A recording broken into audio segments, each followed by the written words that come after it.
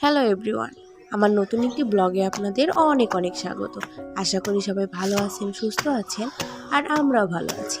আজকে আপনাদের দেখাবো একটি ছাদে কি কি লালন পালন করা যায়, কি নেই। এই ছাদে অনেক কিছু আছে, আপনাদের সঙ্গে আজকে সেটাই শেয়ার করব।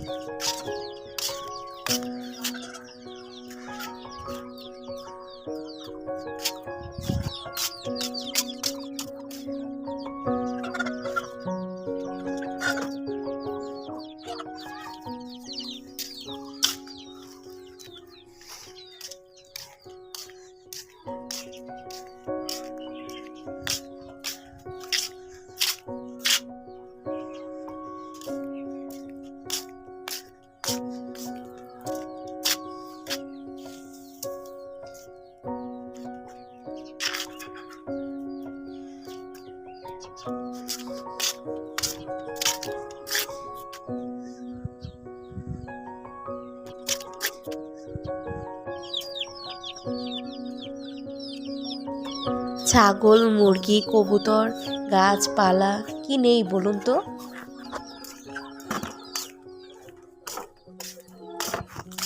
একটি ছাদও যে কতটা কাজে লাগতে পারে এটাই তার একমাত্র উদাহরণ।